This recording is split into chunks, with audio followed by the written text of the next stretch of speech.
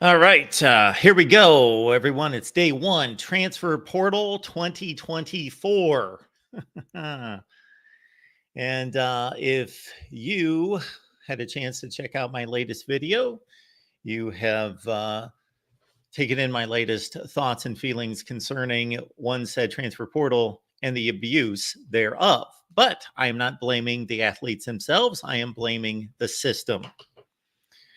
So we are here to update the transfer portal throughout the week. We will be here each and every day right here at the Voice of College Football on the national channel, running through the latest, going through all the transactions from the day. This will be each and every day, 3 p.m. Eastern time. We also want to hear from you, hear about the latest of what you've heard, talk about your particular team, your transfer portal needs and wants, what players you fear may be leaving, and again, your take on the transfer portal and any of the day's occurrences.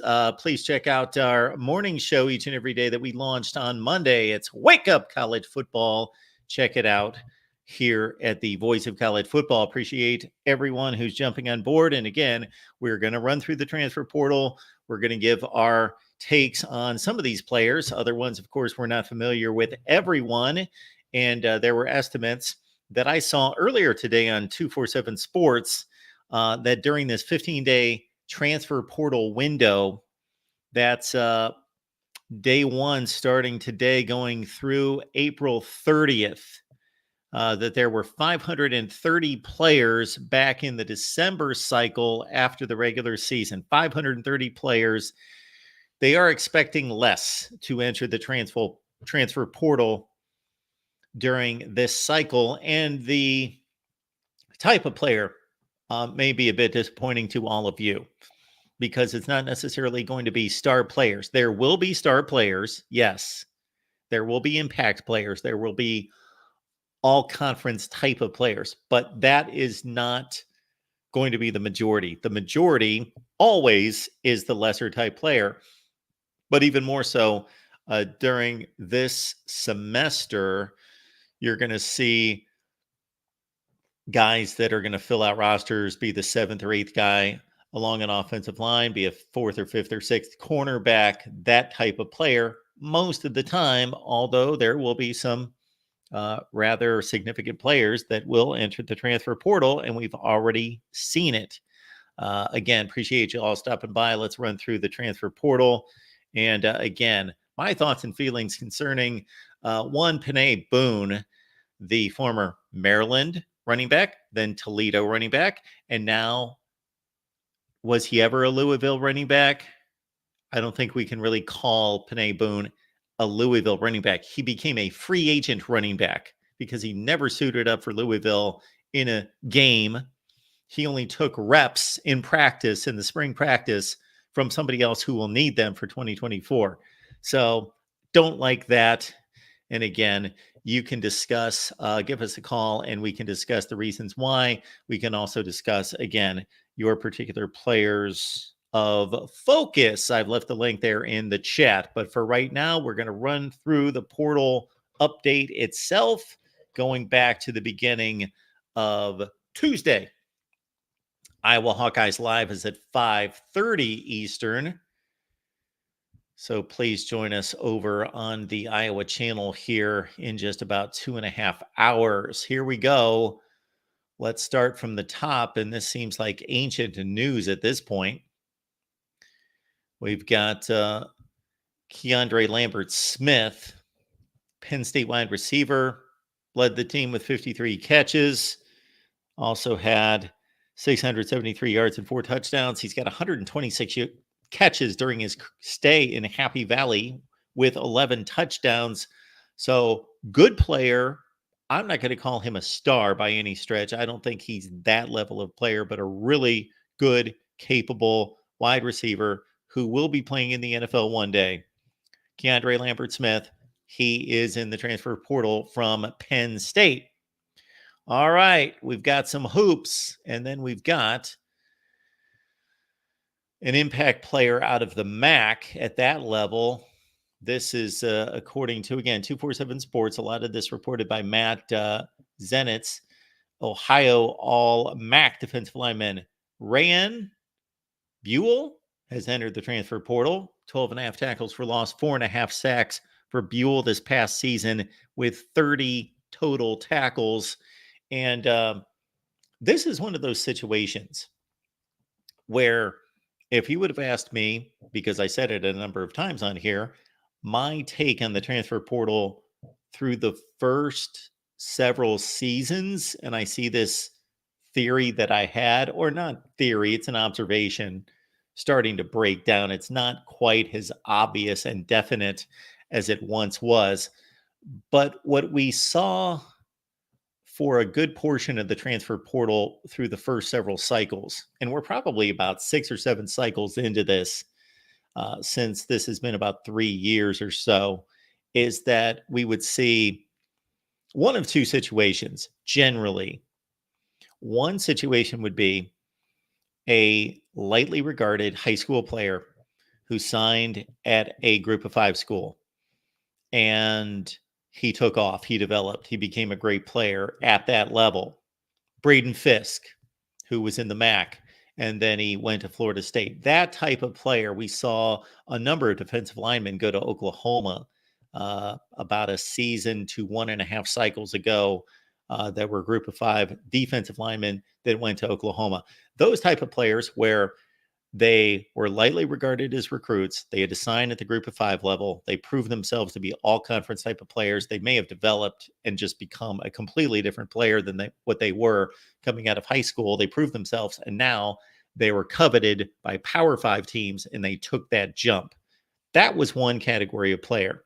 The other category of player that we saw pretty prominently and could be the type player that we're going to see in this transfer portal cycle, because I think it's been more so this type of player in the spring has been a highly regarded player that was a big time commit, a big time signee at a big time program. And maybe they went through their freshman season, didn't expect too much, understood that they were going to sit on the bench and be buried on the depth chart. But now they've gone through a spring practice heading into their redshirt freshman or sophomore season, and they've determined, I'm still buried on the depth chart. I'm not getting anywhere. I'm out of here.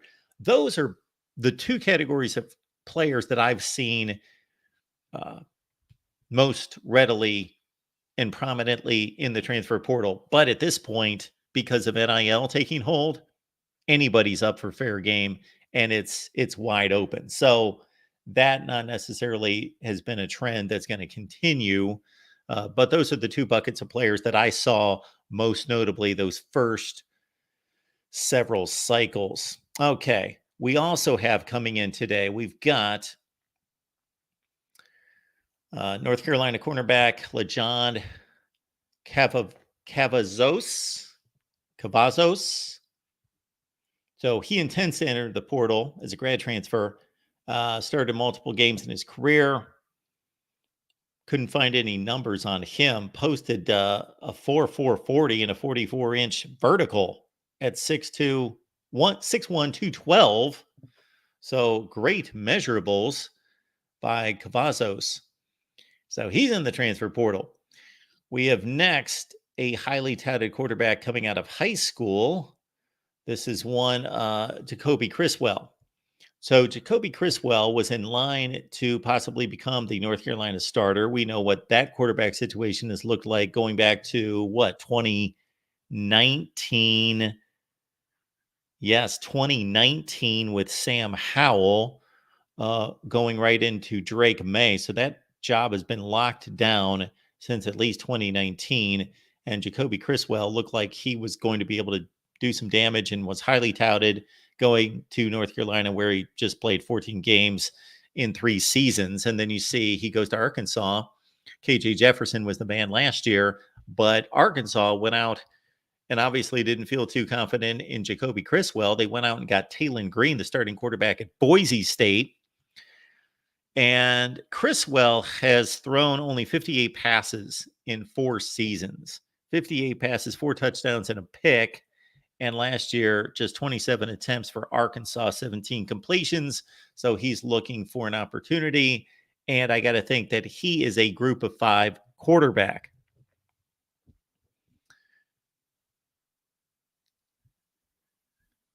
Next up, we've got some hoops. We also have SMU defensive back Brian Massey. He's entered the portal. Productive player over his career. Those are career numbers: 105 tackles, 2.5 TFLs, and a pick.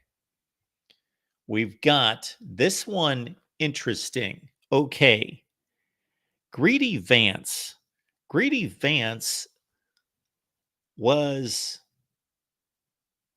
going to be a prominent player and has been a prominent player on good, really good Florida State teams, of course. 10-3 2 years ago, 13-1 this last year, and he has played. He has been a main player, 71 tackles in his career with 4 interceptions. So, my thought there, unless somebody got their feelings hurt or there was something that broke down in communications, that this is NIL related. That would be my thought.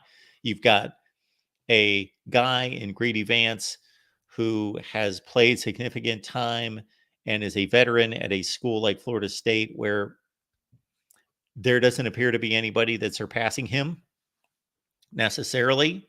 And we will certainly talk this one up on our Florida State show, 6 p.m. Eastern on Wednesday, to get the scoop there. And don't be surprised if we don't have a scoop, because we've got guys like Chris Frazier, of course, joining us from Spear Addicts, and George with Renegade Report, and Big Game James Coleman, and they have the beat on Florida State football. So we will find out more about Greedy Vance's decision to enter the transfer portal. But again, we're talking about this one is not, I don't believe, about playing time.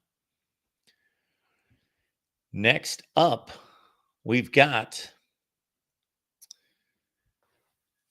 Alan True, who focuses on the Midwest in the Big Ten. Wisconsin defensive lineman TJ Bowlers plans to enter the transfer portal on Tuesday, of course, this being reported on Monday.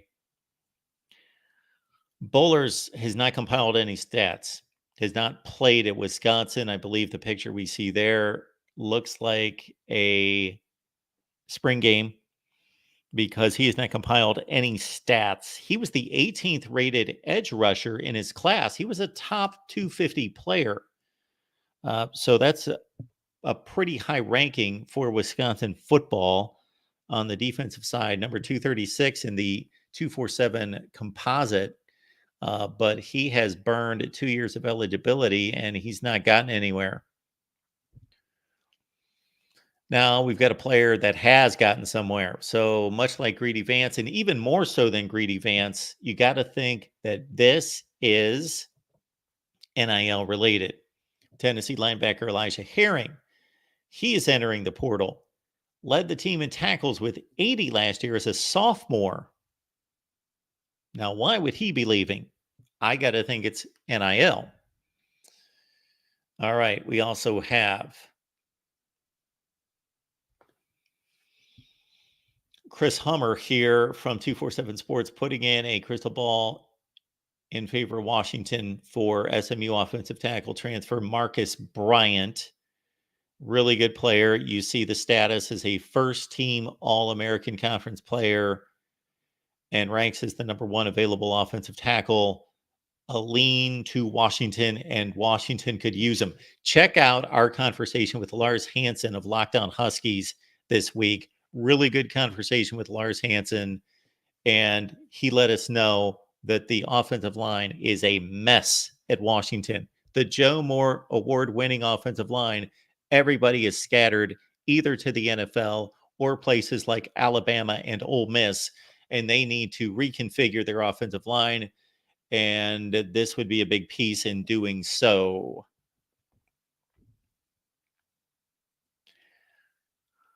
We have the aforementioned, I'm not going to say Louisville running back, I'm going to say free agent running back, Penei Boone, because he never played for Louisville.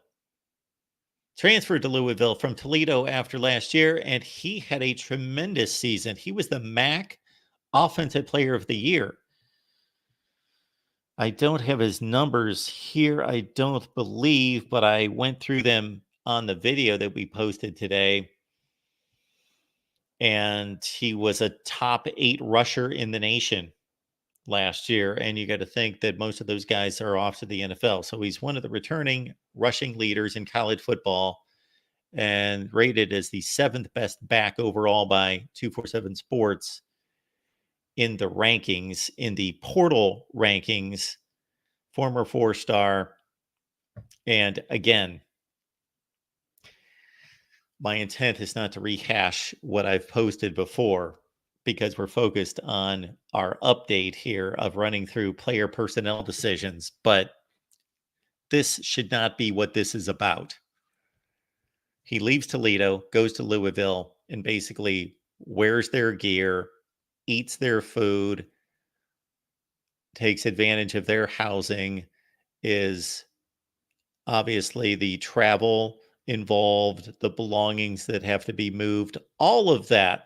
I was talking to a friend this afternoon, and he reminded me, just based on the conversation itself reminded me the last 2 jobs I took, and this is going to be very similar to your experiences out there. The last 2 jobs that I took, when the company paid for my family to move and all our belongings, I had to sign a contract that if I left the job within a year, that I had to pay that back or a large percentage of it. So anyway, we see this in college football, and it has gotten to me, even though I totally believe in player freedom, movement, options and opportunities, and freedom of choice and movement as Americans. But there needs to be a balance to that. There has to be a level of accountability and responsibility. Okay, here we go. We already knew this was happening. Dallin Hayden, the seldom used running back at Ohio State over the last 2 years. He only played 2 games last year. One was against Minnesota. He had a couple of carries, and then he went off against Purdue, had an excellent game. And of course, will, for Buckeye fans, always be remembered as the guy that stepped in when there was no, there was no, is my memory getting this bad? There was no Travion Henderson and no Maya Williams. Shoot, it's only been a year. Almost forgotten his name. It's only been about 3 months. Mayan Williams, no Mayan Williams. 2 years ago in 2022, near the end of the year, Ohio State gets challenged by Maryland. Really tough game on the road, almost lost. And Dallin Hayden steps in to the tune of 140 yards to save the season. And he has said enough. Now, in this case, Dallin Hayden has been at Ohio State for a couple of years. He's going into a 3rd season at Ohio State. He's an ultra talented guy that has been patient, has waited, has delivered when called upon. Okay, he's entering the transfer portal. Got it. Totally understood out of Mayan Williams. Again, if you'd like to talk college football in the transfer portal, we have left the link both in the description section of the video and also in the comments section.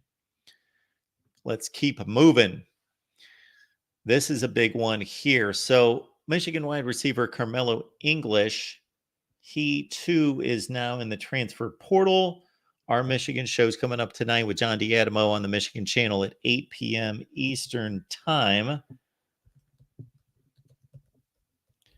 And Carmelo English, I'm looking up his numbers right now in regards to his recruiting status and otherwise, because obviously he did little on the field. He only caught 1 pass. I knew it was going to be something close to nothing as a freshman. So he obviously played behind Roman Wilson and Cornelius Johnson and trying to think of Tyler Morris and that crew, and was just a freshman last year, but much expected out of Carmelo English. So what's happened here? I don't know if guys have passed him by on the depth chart. That many guys, because you got to think, even if you're a 3rd receiver, you're going to get reps and snaps on the field. You're going to get targets. So if he's been bypassed by 3 guys, I would be a bit surprised by that, but it is certainly possible. And so Michigan wide receiver Carmelo English is looking for greener pastures. This one of the bigger names out there in regards to transfer portal circles, Jacoby Matthews. He has started 9 games at Texas A&M, and he has entered the portal as well. I prepped most of these guys to find their numbers on the season, but I didn't come up with anything on Jacoby Matthews. Again, 9 starts. So he played pretty prominently this last year. And from what I remember, I thought he was a pretty significant. Absolutely. He was significant. I was going to say as a recruit, but on the field last year, played 11 games. Texas A&M played 13. He played 11, 41 tackles with a pick and 4 passes defended. And that's Jacoby Matthews, Texas A&M. So there's a guy right there. There is a player, offensive line and defensive backfield. You almost can't have too many guys.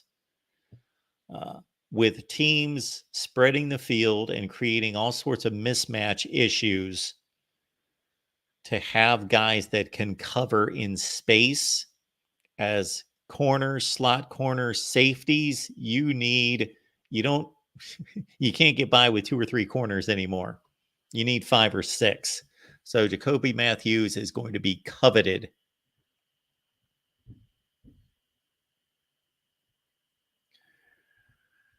Central Michigan All-MAC kick returner and multi-year starter at DB, DeJavian Stepney, is in the portal. I don't know anything about him. We've got a second-year linebacker in Trevor Carter out of Cincinnati in the portal. Another Texas A&M player, Alex Howard, has entered the portal. He plays linebacker. And Alex Howard this past season, let's see if he did anything at all. He did not. But I'm curious about these 2 Texas A&M players, how highly recruited they are. I remember Jacoby Matthews coming out. I do not remember Alex Howard. His 247 sports ranking when he came out in 2023. He was not highly touted, surprisingly, as a Texas A&M player. He was lowly rated kid out of Cincinnati, Ohio. Okay. 86th rated linebacker, outside linebacker. But Jacoby Matthews,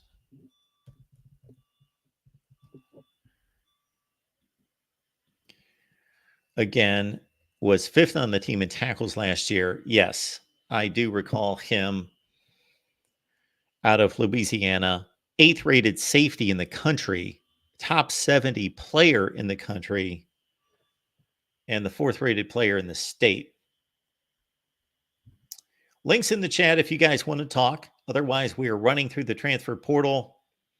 And again, you can catch my rant about not just Panay Boone. He is simply a guy that's taken advantage of the system.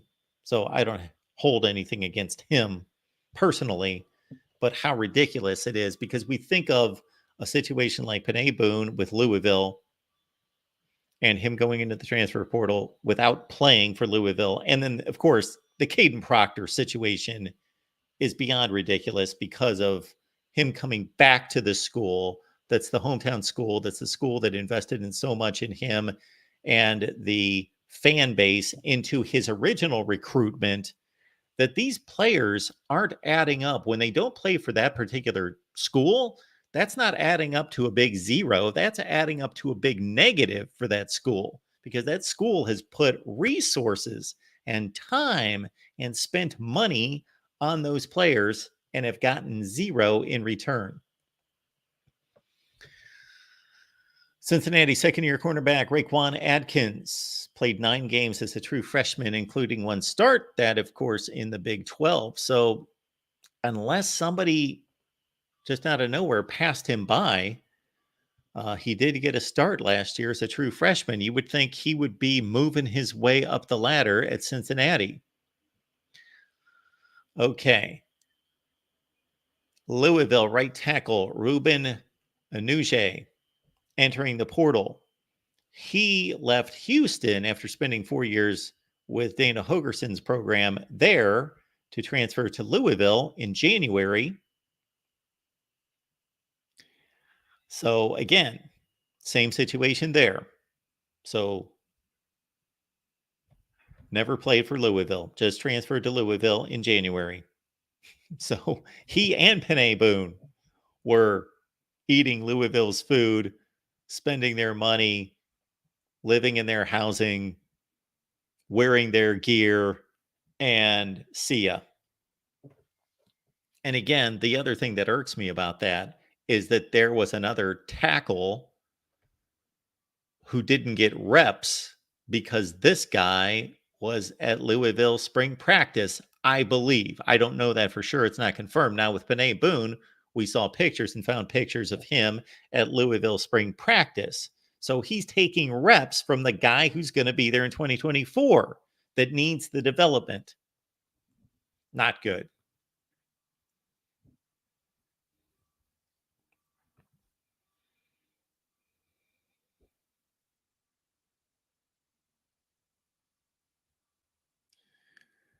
Texas offensive lineman Peyton Kirkland. He's in the portal, former 4-star.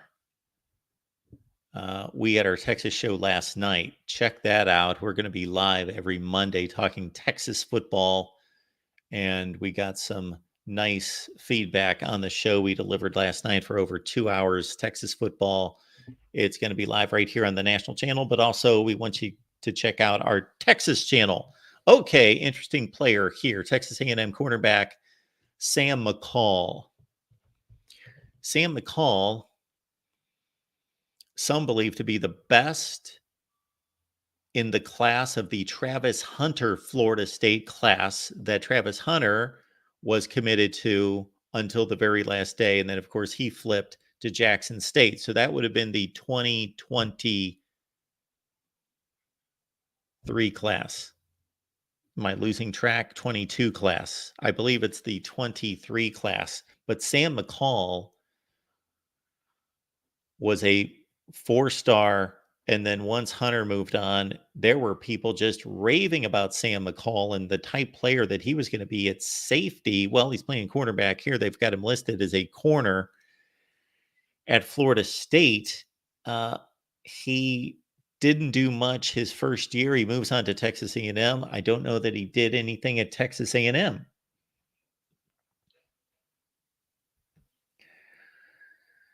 Sam McCall, 2023 at Texas A&M. And I hope to remember he had 6 tackles. And he played in 12 games, so that tells you he's playing on special teams and had 1 pass defensed. So we're going to find out more about Sam McCall. I'm curious about Sam McCall and the take on Sam McCall from our Florida State guys on Wednesday night. Jackson State wide receiver Seven McGee. Many of you will remember this name because look at the second line. He's a former top 150 overall recruit who began his career at Oregon. He is in the portal. He had 19 catches at Jackson State, and Seven McGee at Oregon. Don't remember coming up with anything on him. I do remember his recruitment.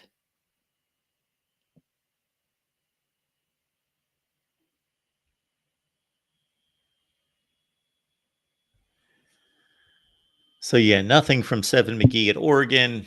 He got impatient. He went to Jackson State, only caught 19 passes, and he's in the portal. Again, we are just starting to see everyone, guys we're getting to that point. This portal situation's been around, I believe, 3 years this summer. NIL, it's been 3 years, I believe, this summer.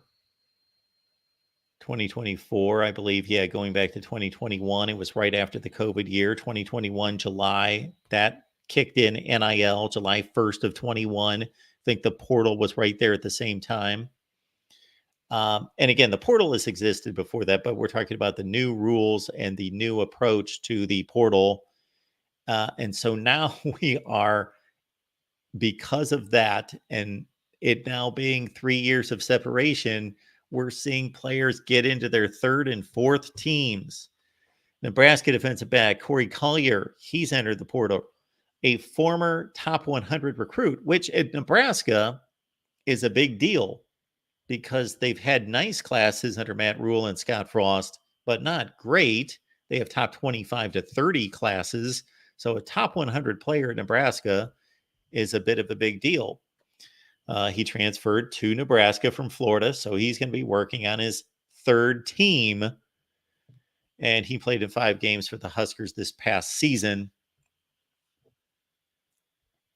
I don't remember, with all of our Nebraska conversations, we do Nebraska coverage live every Tuesday night, except for not this week. We're going to be on Friday. So check us out on Friday on the Nebraska channel. But do not remember talking about Corey Collier. And shoot, I watch Nebraska play 7 or 8 games a year. Yes, he did nothing. He was a non-factor. It says 5 games played. Special teams. Colorado offensive lineman David Connor has entered the portal. He began his career at Florida. He transfers to Colorado. He's going to a third school. We talked about Peyton Kirkland from Texas. Okay, this is a guy that we talked about last week. He is not the gentleman on the screen from 247 Sports, but it's Miami Edge Nigel Kelly. Nigel Kelly says, I think if you're in the SEC, guys like this don't grow on trees. He has all the physical tools. We talked a lot of Nigel Kelly on the Miami show last week and the week before. He's in the transfer portal. He has yet to really blossom and become a factor at this level, but he's made plays. He's been on the field and made plays. So he's out of Miami. Colorado State wide receiver Justice Ross Simmons, he's in the portal.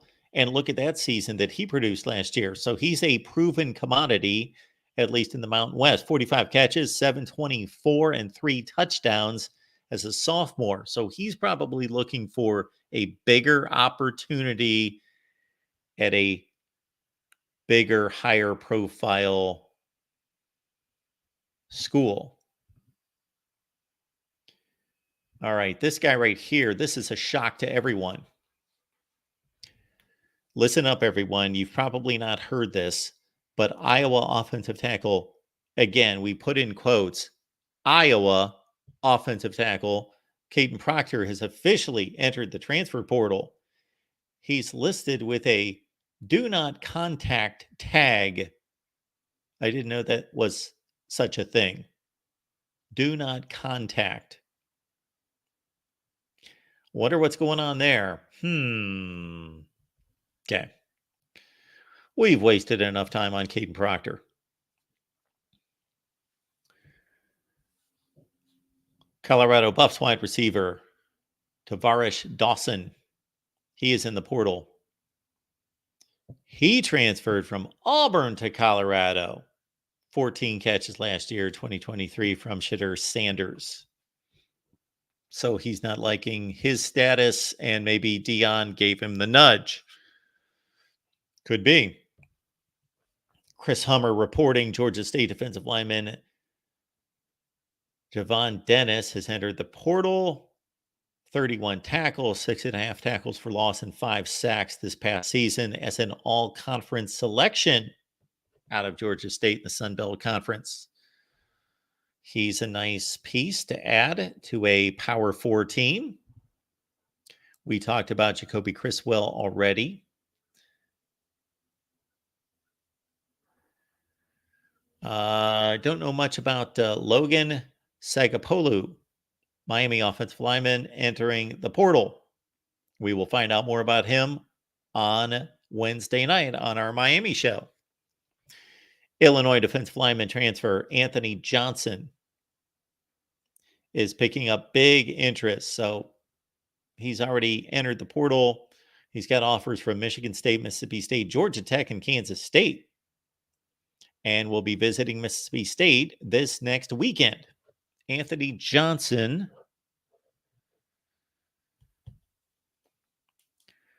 And did I come up with any notes on Anthony Johnson? I did not. So from Illinois to one of those 4 schools, apparently.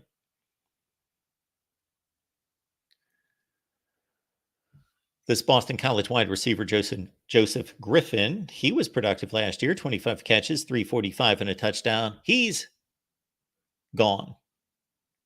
And of course, these players, even though they enter the portal, can rescind their decision and stay with their school, and it happens once in a while. This guy seems like, I know this is only the class of 2021 here with Eli Stowers, but for some reason it seems like his recruitment was a decade ago.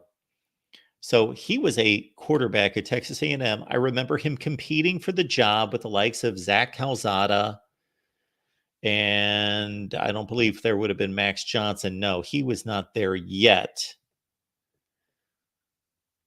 You would have had Haynes King in that 21 class, and Stowers quickly decided that he was a tight end product, and maybe he'll play in the league as a tight end. He is a big guy and a tall guy, as you can see, and he moved on to Texas A&M, or I'm sorry, to New Mexico State.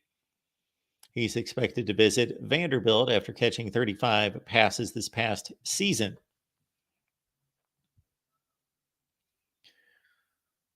More updates. Kent State.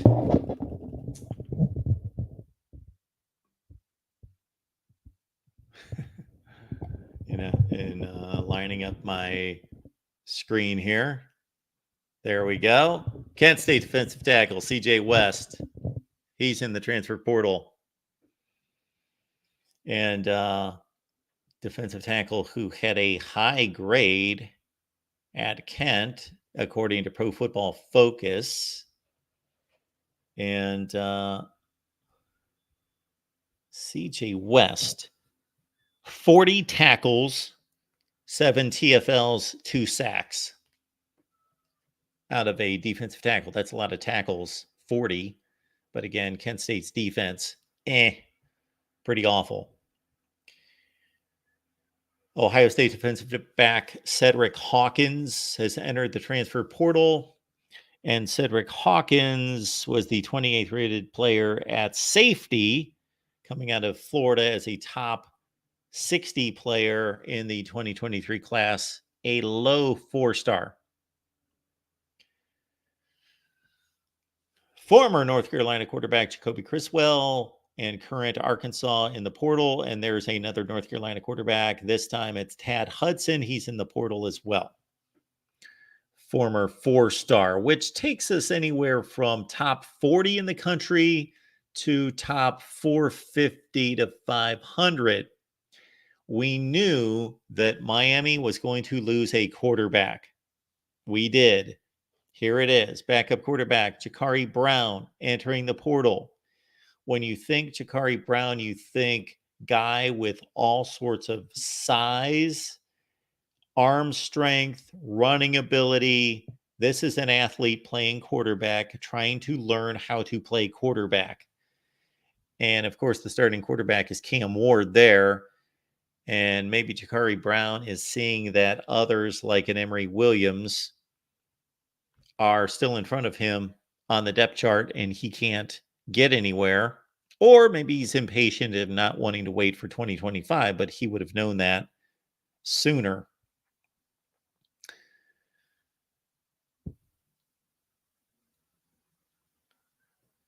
Okay, we've got true freshman USC offensive lineman Jason Zandamela.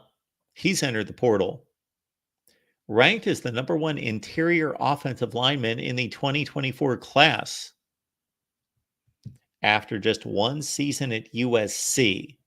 Now, again, what's going on here unless it can only be explained by NIL?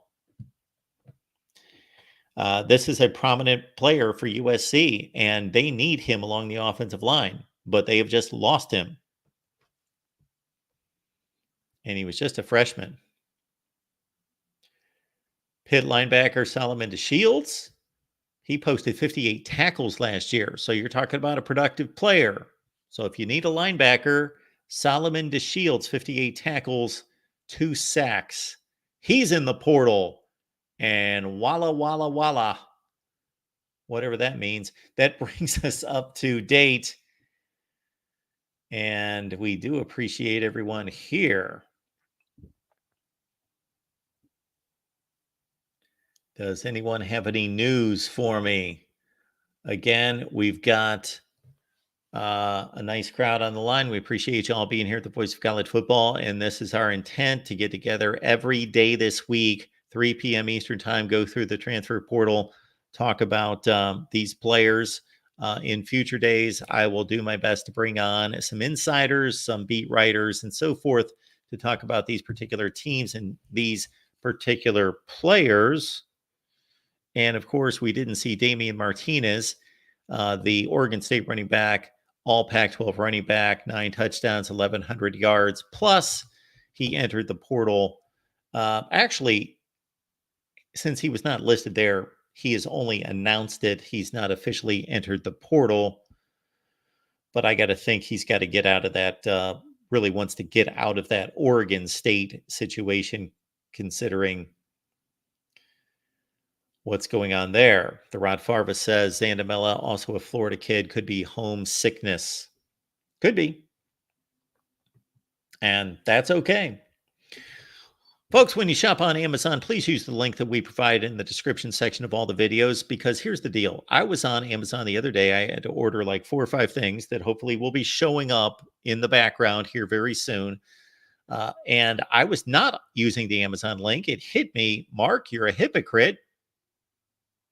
Actually, I just forgot to use the Amazon link. I grabbed the Amazon link, even though I was already on Amazon, and it just completely, just transparently, just threw me right into back where I was. Didn't lose the products that I had ordered.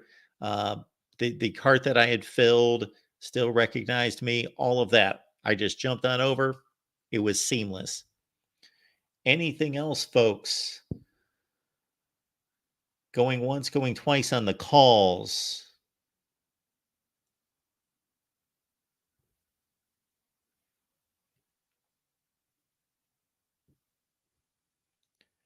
Anything in the chat? Well, we got Nick showing up. Nick, we appreciate you being here.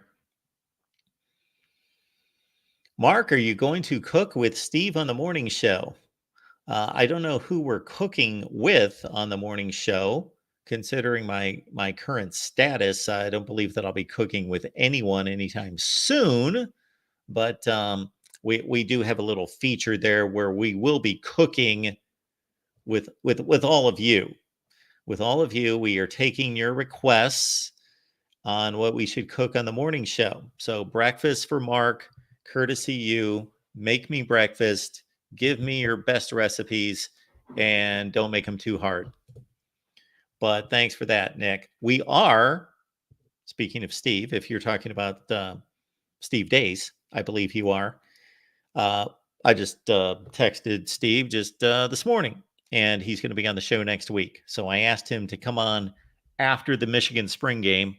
So we'll get that set up for next Monday, Tuesday, Wednesday, something in that range for after the Michigan spring game with Steve. It would be great to have him on directly after the Michigan spring game, but I'm kind of assuming that he's got his own deal going on then. But that would be awesome as well. We're going to go live after the Michigan spring game regardless.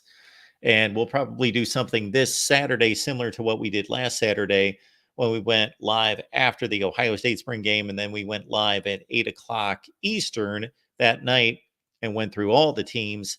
And we'll do something similar to that this Saturday. live after the Michigan game, live at 8 p.m. Eastern. So thank you for that, Nick. And also, this is phenomenal out of Jackson.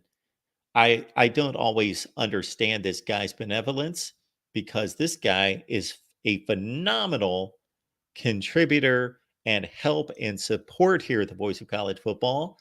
It's every time I get on Twitter, he's reposting our posts. He's letting people know when the shows start. He's getting the word out. So, Jackson, thank you so much for everything that you do. Jackson is gifted one Voice of College Football membership here on YouTube. So, thank you for that, Jackson.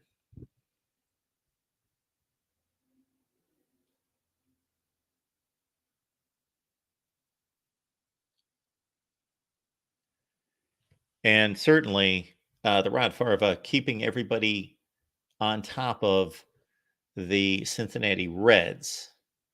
Oh, Jackson, I wish you could do more as well, but you do plenty, my friend. Thank you.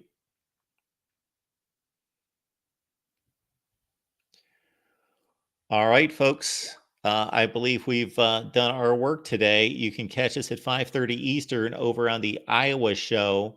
And again, we're going to be here every day at 3 p.m. Eastern time to go through the transfer portal, update everyone, deliver the numbers, deliver the possible fits as we go along. And I'll be reaching out to some media contributors for them to jump on with us as well. We will see you all in just about 90 minutes over on the Iowa channel with Corey Brada from the Hawkeye of the Storm to talk Hawkeyes football. And again, it's Wake Up College Football every weekday morning. We're going to start Monday, Tuesday, Wednesday, Thursday. Give me a break on Friday to sleep in, but it's Wake Up College Football Monday through Thursday, 8 a.m. Eastern time. We would love for you to stop by. I'm having fun with the show, even though I'm not quite awake. We're getting there. We are getting there. All right, folks. Great to see you. And we keep it rolling here at the Voice of College Football. We'll be back in 90 minutes on the Hawkeyes channel, and we will see you then.